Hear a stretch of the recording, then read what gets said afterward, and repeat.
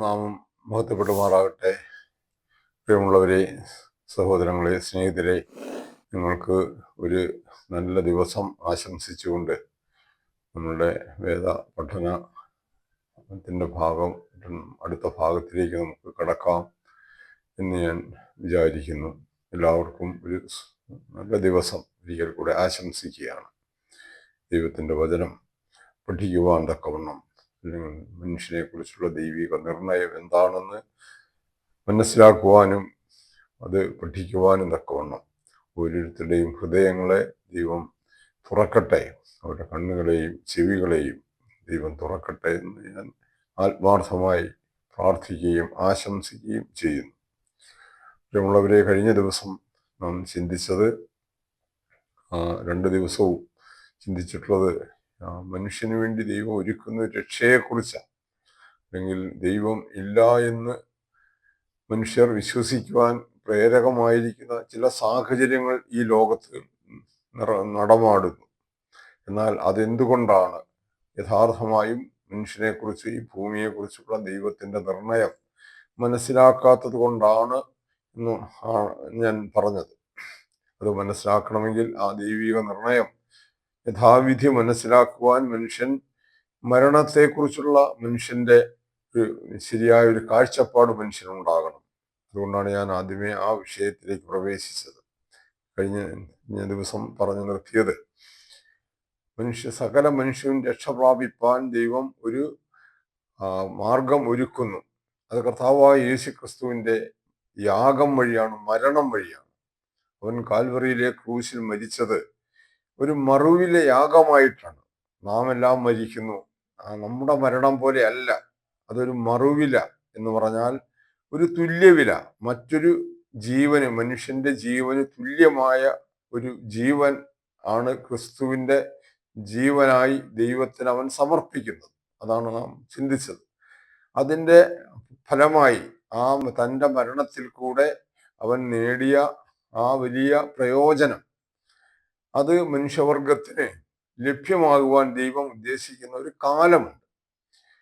അപ്പൊ അങ്ങനെ ആ കാലത്താണ് സകല മനുഷ്യർക്കും ആ രക്ഷയിലേക്ക് വരുവാനുള്ള കാലത്തെ അത് ഉദ്ദേശിക്കുന്നത്. അങ്ങനെയുള്ള ആ രക്ഷയുടെ ക്രമീകരണത്തിന് ദൈവം ഒരുക്കിയിരിക്കുന്ന 2 ഘട്ടങ്ങളുണ്ട്. ആ ഘട്ടങ്ങളെ അത് ഇലക്റ്റീവ് സാൽവേഷൻ അഥവാ തിരഞ്ഞെടുപ്പിൻ രക്ഷയെന്നും സൗജന്യ രക്ഷ അഥവാ യഥാസ്ഥാപന രക്ഷയെന്നും ഉള്ള 2 പ്രയോഗങ്ങളിൽ കൂടെയാണ് നമുക്കത് കാണാൻ സാധിക്കുന്നത്. ഇതാണ് ഞാൻ കഴിഞ്ഞ ദിവസം പറഞ്ഞു നിർത്തിയത്. ഞാൻ വീണ്ടും ആ ഭാഗത്തേക്ക് അതിൻ്റെ തുടർച്ചയായി മറ്റു ചില കാര്യങ്ങൾ നമുക്ക് ചിന്തിക്കാം. എന്തുകൊണ്ടാണ് ഈ രക്ഷാകര പദ്ധതിക്ക് ഇങ്ങനെ 2 ഭാഗങ്ങൾ ഉള്ളത്?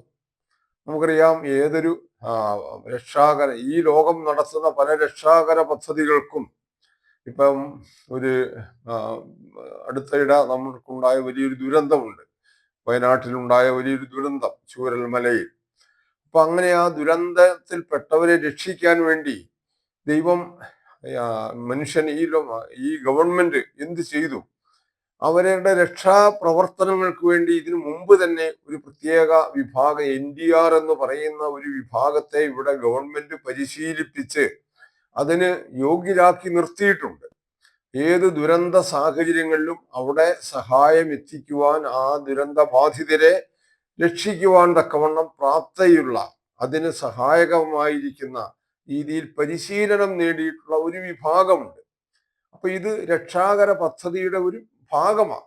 അപ്പൊ ദുരന്ത നിവാരണത്തിന്റെ ഒരു ഭാഗമായി ഇങ്ങനെ ഒരു വിഭാഗത്തെ ക്രമീകരിച്ച് നിർത്തുക, അവരെ പരിശീലിപ്പിച്ചെടുക്കുക എന്നുള്ളത്. അവര് മുഖാന്തരമാണ് ഈ ദുരന്തത്തിൽപ്പെട്ടവരെ രക്ഷിച്ചെടുക്കുന്നത്. അങ്ങനെ 2 ഭാഗങ്ങൾ നമുക്ക് ഈ ലോകത്തിന്റെ പ്രവർത്തനങ്ങളിൽ കാണാൻ സാധിക്കും. ഇവിടുത്തെ ഗവൺമെന്റുകളുടെ പ്രവർത്തനത്തിൽ ഇത് ഭാഗമാണ്. എന്ന് പറഞ്ഞതുപോലെ ദൈവത്തിന്റെ രക്ഷാകര പദ്ധതിക്കും ഇപ്രകാരം 2 ഭാഗങ്ങളുണ്ട്.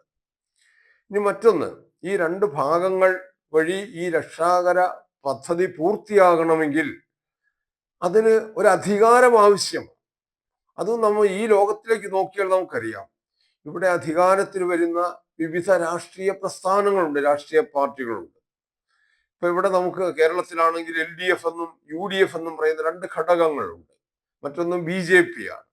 ഈ മൂന്ന് ഘടകങ്ങൾ ഇന്ന് നമുക്ക് കേരളത്തിൽ കാണാൻ സാധിക്കും. ഈ മൂന്ന് രാഷ്ട്രീയ പ്രസ്ഥാനങ്ങൾക്കും അവരുടേതായ പ്രത്യയശാസ്ത്രങ്ങളുണ്ട്. ആ പ്രത്യയശാസ്ത്രങ്ങൾ നടപ്പിലാകണമെങ്കിൽ അവർക്ക് അധികാരം ലഭിക്കണം. അധികാരത്തിൽ പ്രവേശിച്ചാൽ മാത്രമേ അവരുടേതായ പ്രത്യയശാസ്ത്രങ്ങൾ നടപ്പിലാക്കാൻ സാധിക്കുകയുള്ളൂ. നമുക്കറിയാം, ഒരു ഗവൺമെന്റ് ഏതെങ്കിലും ഒരു രാഷ്ട്രീയ പാർട്ടിയിൽപ്പെട്ട ഒരു ഗവൺമെന്റ് അധികാരത്തിൽ വരുമ്പോൾ അന്ന് നിലവിലിരിക്കുന്ന ഉദ്യോഗസ്ഥന്മാർ അവരുടെ രാഷ്ട്രീയ കാഴ്ചപ്പാടുകൾ വിധേയരാകുന്ന, ആ കാഴ്ചപ്പാടുകൾ നടപ്പിലാക്കാൻ സാധിക്കുന്ന, അതിന് പ്രയോജനപ്പെടുന്ന ഉദ്യോഗസ്ഥരെയാണ് അവർ അതാത് സ്ഥാനങ്ങൾ നിയമിക്കുന്നത്. ഇത് ഞാൻ പറഞ്ഞത്, അപ്പോൾ അധികാരം ആവശ്യമാണ്. ഏത് രാഷ്ട്രീയ പാർട്ടികളാണെങ്കിലും അവരുടെ ആശയങ്ങൾ ജനങ്ങളിലേക്ക് എത്തിക്കുവാൻ അവർക്ക് അധികാരം ആവശ്യമാണ്. അധികാരത്തിന് വെളിയിൽ നിന്നുകൊണ്ട് ഇത് സാധ്യമല്ല എന്ന് പറഞ്ഞതുപോലെ തന്നെ, അതുപോലെ തന്നെ ഈ ദൈവരാജ്യം ഇവിടെ സ്ഥാപിക്കുക, അല്ലെങ്കിൽ ഇവിടെ സകല മനുഷ്യവർഗത്തിനും രക്ഷാകരമായ ഒരു പദ്ധതി ഇവിടെ ആവിഷ്കരിക്കണമെങ്കിൽ ആ രക്ഷാകര പദ്ധതി നടപ്പിലാക്കാൻ പറ്റുന്ന അധികാരമുണ്ടായിരിക്കണം. ഇപ്പൊ ഇപ്പോഴത്തെ അധികാരം, ദൈവത്തിന് അധികാരമില്ലേ? പക്ഷെ ദൈവം ഇപ്പോഴത്തെ അധികാരം, ഈ ലോകത്തിന്റെ അധികാരം എന്ന് പറയുന്നത് ദൈവത്തിന്റെ കരങ്ങളിൽ അല്ല. ഭാഗികമായി അത് ദൈവം മറ്റൊരു ശക്തിയെ ഏൽപ്പിച്ചിരിക്കുക, അവർക്ക് വിട്ടുകൊടുത്തിരിക്കുക. അതൊരു പൈശാചിക ശക്തിയാണ്. ഇതിനെ ഇപ്പോഴത്തെ ദുഷ്ടലോകം എന്ന ബൈബിൾ വിവക്ഷിക്കുന്നു. ഇപ്പോഴത്തെ ദുഷ്ടലോകം, ആ ദുഷ്ടലോകത്തിന്റെ അധികാരത്തിൽ വിട്ടുകൊടുത്തിരിക്കുക. എന്നാൽ അതിനൊരു മാറ്റം വരണം. അതെങ്ങനെ മാറ്റം വരും? അതിനാണ് ദൈവത്തിന്റെ രാജ്യം എന്ന് പറയുന്നത്. കർത്താവ് യേശുക്രിസ്തു ഇവിടെ വന്നു പ്രസംഗിച്ചു. അതിനുശേഷം അവൻ തന്റെ ശിഷ്യന്മാരെ ഒരു പ്രാർത്ഥന പഠിപ്പിച്ചു. ആ പ്രാർത്ഥനയിൽ ഇങ്ങനെയാണ് അവൻ പ്രാർത്ഥിക്കാൻ പഠിപ്പിച്ചത്. ഒരു ഭാഗം ഇങ്ങനെയാ: സ്വർഗസ്ഥനായ ഞങ്ങളുടെ പിതാവേ, നിന്റെ രാജ്യം വരണമേ, നിന്റെ ഇഷ്ടം സ്വർഗത്തിലെ പോലെ ഭൂമിയിലും നടപ്പാകണമേ. അപ്പൊ നിന്റെ രാജ്യം വരണം, ദൈവത്തിന്റെ രാജ്യം ഈ ഭൂമിയിൽ സ്ഥാപിക്കപ്പെടണം. ഇതിനുവേണ്ടി പ്രാർത്ഥിക്കാനാ തന്റെ ശിഷ്യന്മാരെ അവൻ പഠിപ്പിച്ചത്. എന്തുകൊണ്ടാ? ആ രാജ്യം ഇവിടെ സ്ഥാപിക്കപ്പെട്ട് കഴിയുമ്പോൾ മാത്രമേ ഇവിടെ നീതിയുള്ള ഒരു ഭരണ സംവിധാനം കൊണ്ടുവരാൻ സാധിക്കുകയുള്ളൂ. അതുകൊണ്ടാണ് മറ്റു പല വേദഭാഗങ്ങൾ നമുക്ക് കാണാൻ സാധിക്കും. ക്രിസ്തു തന്നെ പറഞ്ഞു, മുന്നമേ അവന്റെ രാജ്യവും നീതിയും അന്വേഷിപ്പീൻ, അതോടെ നിങ്ങൾക്ക് സകലവും ലഭിക്കുമെന്നാ പറഞ്ഞു. അപ്പൊ മുന്നമേ അവന്റെ രാജ്യവും നീതിയും അന്വേഷിക്കുക, അതോടെ നിങ്ങൾക്ക് സകലവും ലഭിക്കും. പത്രോസിന്റെ ലേഖനത്തിൽ നമുക്ക് വായിക്കാൻ സാധിക്കും. എന്താ? അവന്റെ വാഗ്ദത്ത പ്രകാരം നാം നീതി വസിക്കുന്ന പുതിയ ആകാശത്തിനും പുതിയ ഭൂമിക്കുമായി കാത്തിരിക്കുന്നു. അപ്പൊ അവന്റെ വാഗ്ദത്ത പ്രകാരം, അപ്പൊ ഒരു പുതിയ ഭൂമിയെക്കുറിച്ചും പുതിയ ആകാശത്തെക്കുറിച്ചും വാഗ്ദത്തങ്ങൾ നൽകിയിട്ടുണ്ട്. ആ വാഗ്ദത്ത പ്രകാരം നാം അവന്റെ വാഗ്ദത്ത പ്രകാരം നാം പുതിയ ആകാശത്തിനും പുതിയ നീതി വസിക്കുന്ന പുതിയ ആകാശത്തിനും പുതിയ ഭൂമിക്കുമായി കാത്തിരിക്കുന്നു. ഇപ്പൊ പുതിയ ആകാശമെന്നും പുതിയ ഭൂമിയെന്നും കേൾക്കുമ്പോൾ പെട്ടെന്ന് മനുഷ്യർ ചിന്തിക്കുന്നത്, ഇവിടെ നിലവിലുള്ള ഭൂമി ചുട്ടുകരിച്ച് ചാമ്പലാക്കിയതിനു ശേഷം മറ്റൊരു ഭൂമിയും ഇവിടുത്തെ ആകാശം മാറി മറ്റൊരാകാശവും സ്ഥാപിക്കുമെന്നാണോ? അതാണോ അതിന്റെ അർത്ഥം? അങ്ങനെ ചിന്തിക്കുന്നവരുണ്ട്. അതല്ല. ബൈബിൾ ആകാശമെന്നും ഭൂമിയെന്നും പറയുമ്പോൾ അതിന് നൽകുന്ന ചില പ്രത്യേക അർത്ഥങ്ങൾ കൂടിയുണ്ട്. ആകാശം എന്ന് പറഞ്ഞാൽ ഒരു ഭരണ സംവിധാനത്തെ അവിടെ ഉദ്ദേശിക്കുന്നത്. അല്ലാതെ ഒരിക്കലും ഇപ്പൊ നിലനിൽക്കുന്ന ആകാശം, അക്ഷരീകമായിരിക്കുന്ന ഈ ആകാശം മാറി മറ്റൊരാകാശം സൃഷ്ടിക്കുമെന്നല്ല. ഇവിടെ ഇന്നത്തെ ലോകം, ഈ ദുഷ്ട ലോകത്തിൽ നിലനിൽക്കുന്ന ഒരു അധികാരമുണ്ട്. ആ അധികാരത്തിന് മാറ്റം വരും. അതുപോലെ തന്നെ പുതിയ ഭൂമി എന്ന് പറയുന്നത് ഇവിടെ നിലനിൽക്കുന്ന മാനുഷിക വ്യവസ്ഥിതികളുണ്ട്. ആ വ്യവസ്ഥിതികൾക്ക് മാറ്റം വരും. അപ്പൊ ഈ വ്യവസ്ഥിതികളെയാണ് ഭൂമിയെന്നും ഇപ്പൊ നിലനിൽക്കുന്ന അധികാരങ്ങളെയാണ് ആകാശമെന്നും വേദപുസ്തകം വിവക്ഷിക്കുന്നത്. അത് നാം മനസ്സിലാക്കണം. ക്രിസ്തു പറഞ്ഞു, ഒരു ഉപമ പറഞ്ഞു, കുലീനനായ ഒരു മനുഷ്യൻ രാജത്വം പ്രാപിച്ച് മടങ്ങി വരണമെന്ന് വിചാരിച്ച് ദൂരദേശത്തേക്ക് യാത്രയായി. നമുക്ക് കുലീനനായ ഒരു മനുഷ്യൻ, അത് മറ്റാരുമല്ല, കർത്താവായ യേശു ക്രിസ്തുവാണ്. അവനെ പോലെ കുലീനനായ മറ്റൊരു മനുഷ്യനും ഭൂമിയിൽ ഉണ്ടായിട്ടില്ല. അതുകൊണ്ടാണ് അവന് നമ്മുടെ പാപങ്ങൾക്ക് ഒരു മറുവിലയാകുവാൻ സാധിച്ചത്. പാപമില്ലാത്തവൻ, ഇങ്ങനെയുള്ള മഹാപുരോഹിതനല്ലോ നമുക്ക് വേണ്ടതെന്നാ പറയുന്നത്. പാപമില്ലാത്തവൻ, പാപങ്ങളോടൊക്കെ വേർപെട്ടവൻ. അപ്പൊ കുലീനനായ ഒരു മനുഷ്യൻ, അവൻ ദൂരദേശത്തേക്ക് യാത്രയായി. അവൻ മരിച്ചു, അവൻ പുനരുത്ഥാനം പ്രാപിച്ചു, അവൻ സ്വർഗാരോഹണം ചെയ്തു. അതിനുശേഷം അവൻ വീണ്ടും വരും. അവൻ രാജത്വം പ്രാപിക്കുവാൻ വേണ്ടിയാണ് അവൻ പോയിരിക്കുന്നത്. ആ രാജത്വം തന്റെ പിതാവിന്റെ പക്കൽ നിന്നുമാണ് അവൻ സ്വീകരിക്കുന്നത്. അതിനുശേഷം അവൻ മടങ്ങി വരും. അപ്പൊ രാജത്വം പ്രാപിച്ച് ഈ ഭൂമിയിൽ അവന്റെ രാജ്യം സ്ഥാപിക്കുവാൻ വേണ്ടി അവൻ മടങ്ങി വരും എന്നുള്ളതാണ് നമുക്ക് കാണാൻ സാധിക്കുന്നത്. എന്നിട്ടോ അവൻ സകല ശത്രുക്കളെയും കീഴാക്കുവോളം അവൻ വാഴേണ്ടതാകുന്നു. ഒടുക്കത്തെ ശത്രുവായി മരണം മാറിപ്പോകുമെന്നാ പറഞ്ഞു. അപ്പൊ സകല ശത്രുക്കളെയും കാൽ കീഴാക്കുവോളം അവൻ വാഴണം.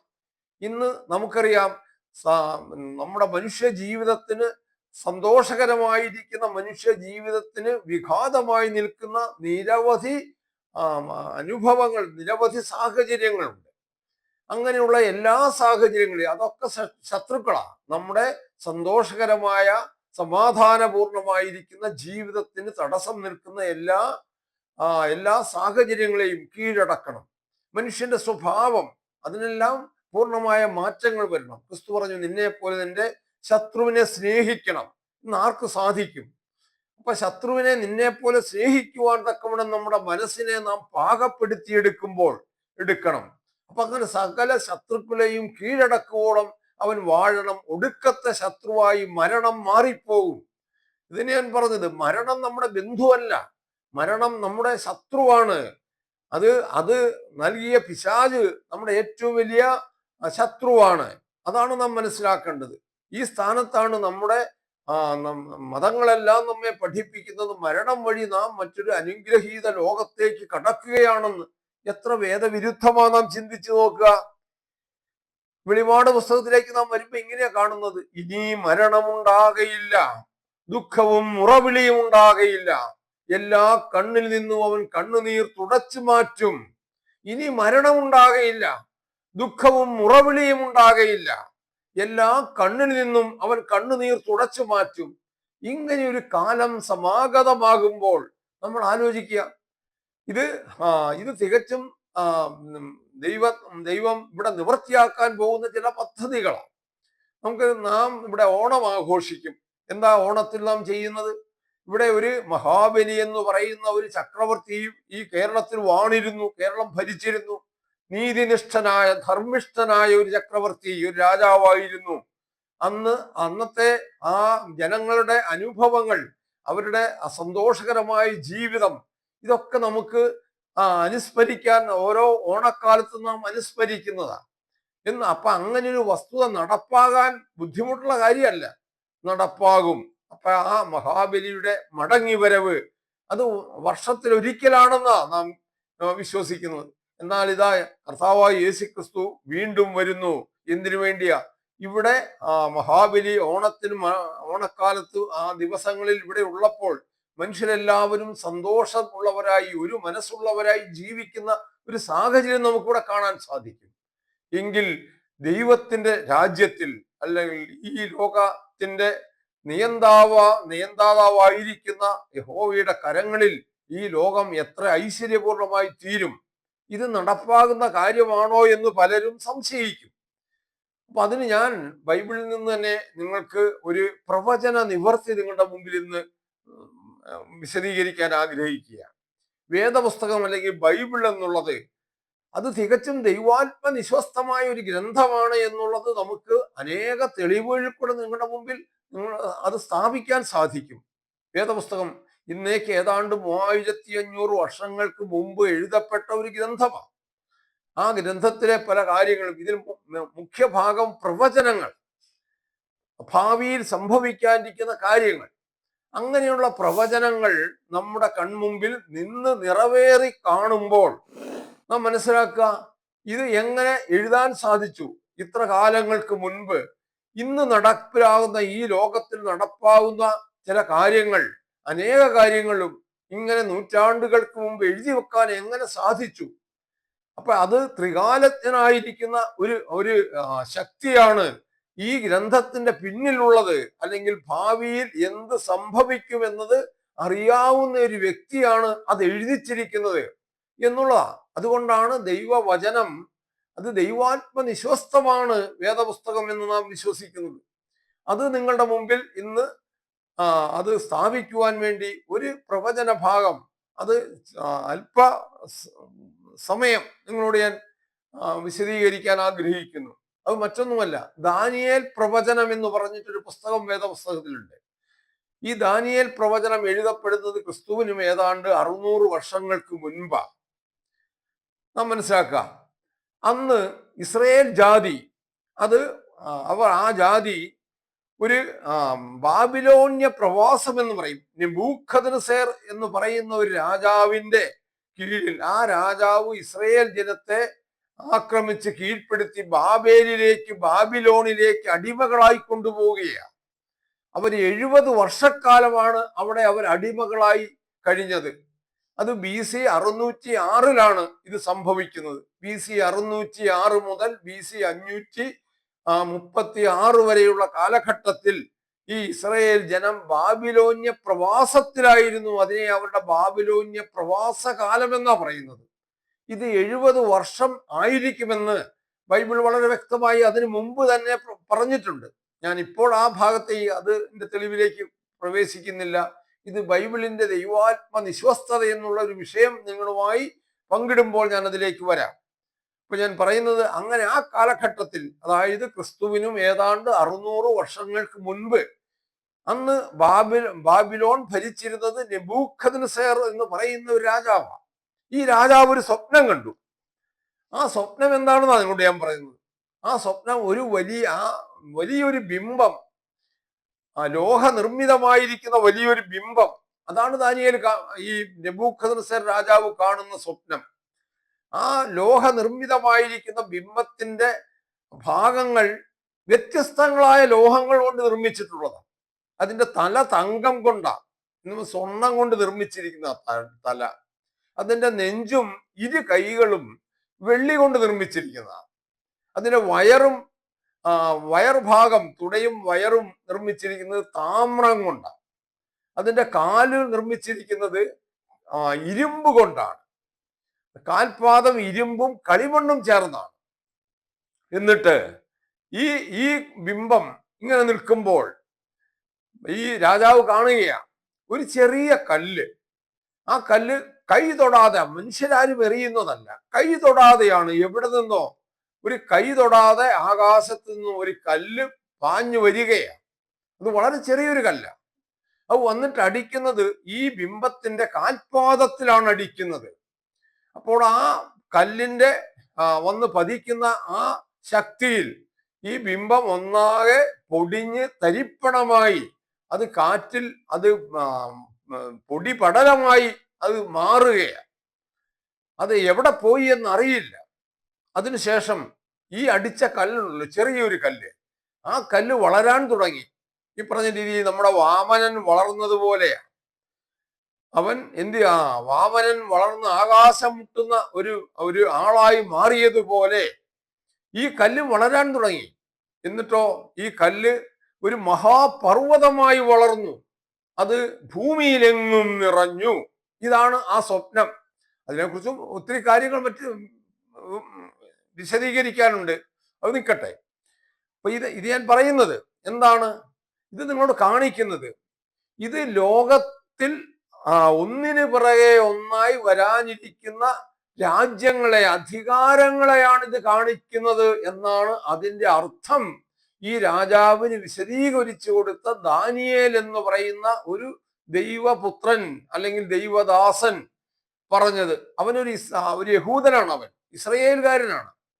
ഇസ്രയേലിനെ ഒന്നടങ്കം ഈ ബാബിലോണിലേക്ക് അടിമകളായി കൊണ്ടുപോയി. ആ കാലത്ത് അടിമയായി പോയ അനേകരിൽ ഒരുവനാണ് ഈ ദാനിയേൽ. അപ്പൊ ഈ ദാനിയേലാണ് ഇതിന്റെ അർത്ഥം. ഈ സ്വപ്നവും ഈ സ്വപ്നം വിവരിച്ച അതിന്റെ അർത്ഥം അവിടെ ഉണ്ടായിരുന്ന സകല മന്ത്രവാദികളെയും ഈ രാജാവ് വിളിച്ചു.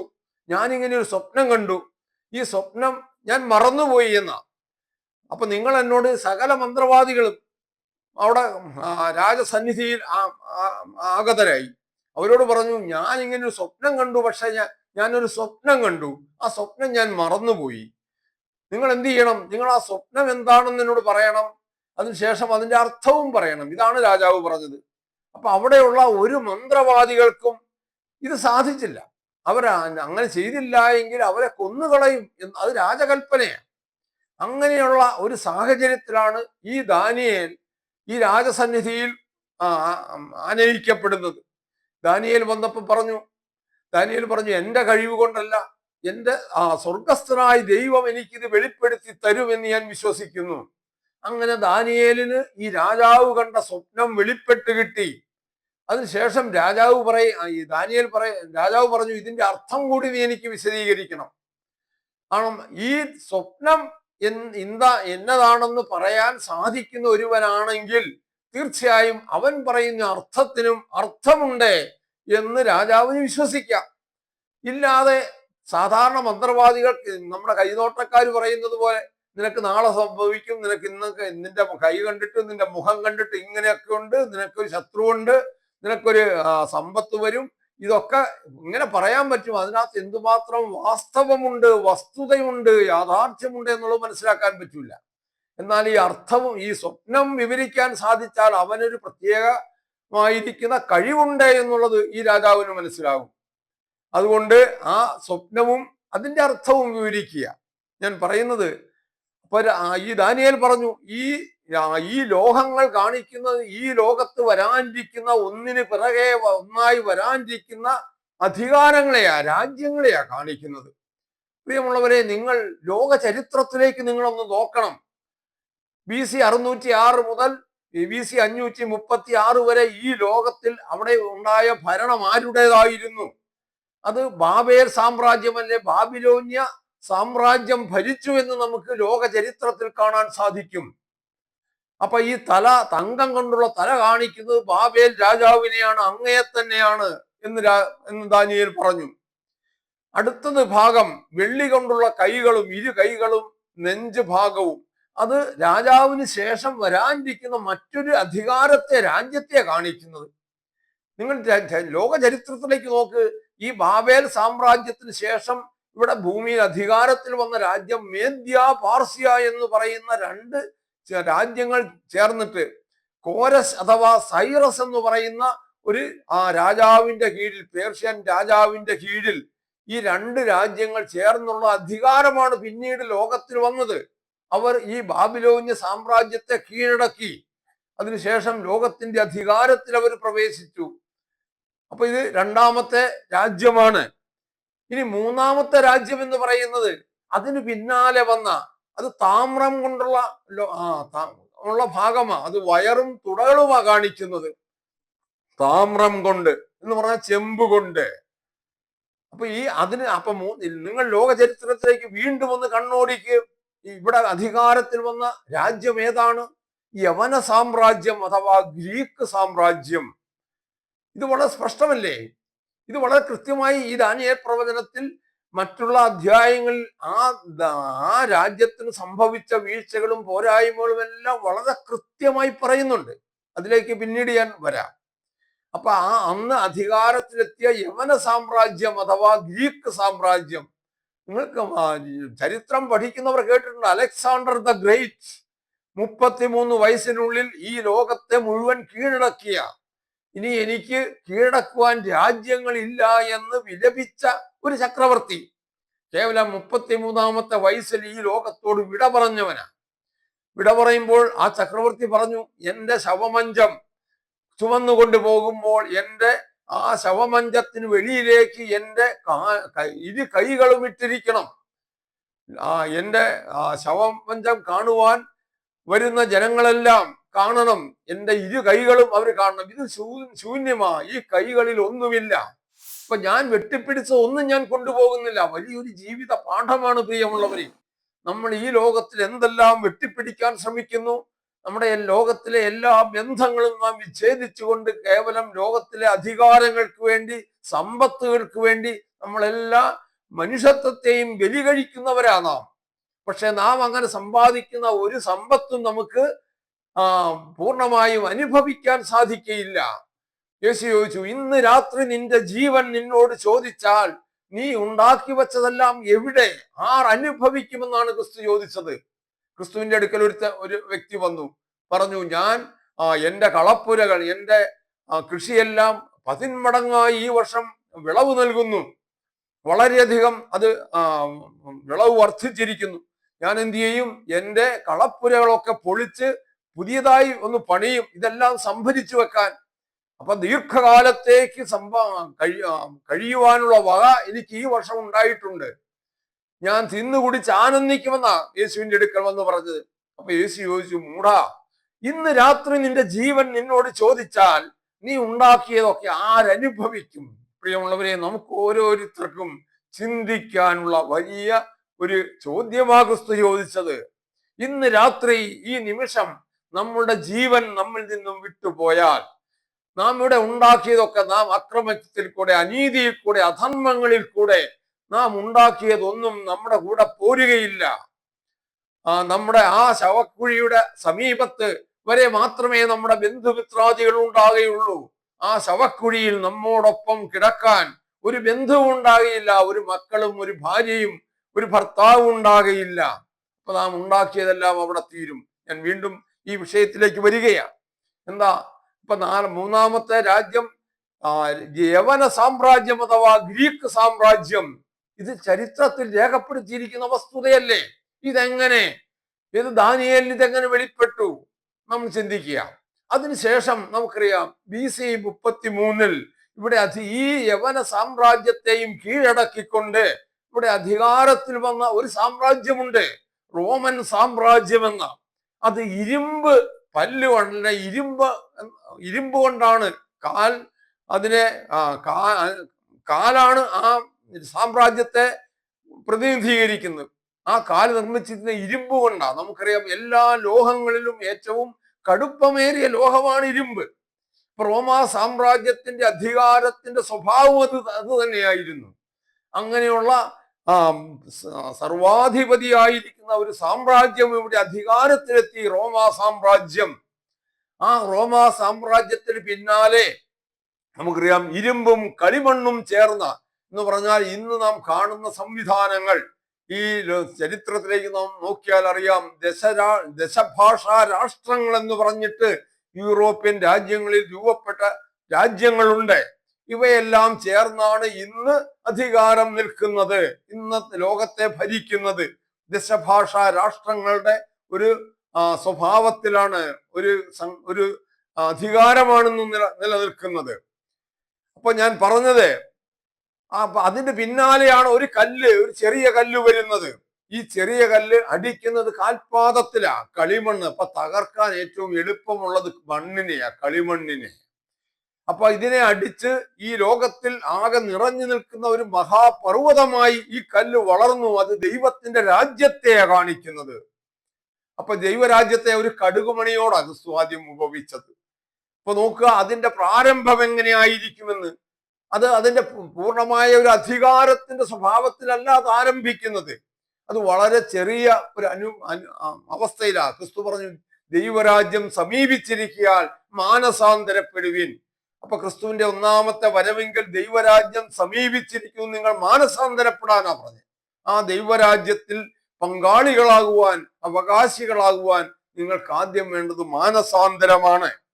അപ്പൊ അതുകൊണ്ട് ഞാൻ പറഞ്ഞു വരുന്നത്, പ്രിയമുള്ളവരെ, അപ്പൊ ലോക ചരിത്രത്തിലേക്ക് നാം നോക്കിയാൽ ഈ ലോകത്തിൽ അധികാരത്തിൽ വന്ന ഒന്നിനു പുറകെ ഒന്നായി അധികാരത്തിൽ വന്ന സാമ്രാജ്യങ്ങളെ, രാജ്യങ്ങളെ വളരെ വ്യക്തമായി ഈ രാജ്യം അധികാരത്തിൽ എത്തുന്നതിനും വളരെ മുമ്പ് തന്നെ, നൂറ്റാണ്ടുകൾക്ക് മുമ്പ് തന്നെ രേഖപ്പെടുത്തി. അത് യാഥാർത്ഥ്യമായി നമ്മുടെ ചരിത്രത്തിൽ രേഖപ്പെടുത്തപ്പെട്ട് കഴിഞ്ഞിരിക്കുന്നു, നമ്മുടെ കൺമുമ്പിലുണ്ട്.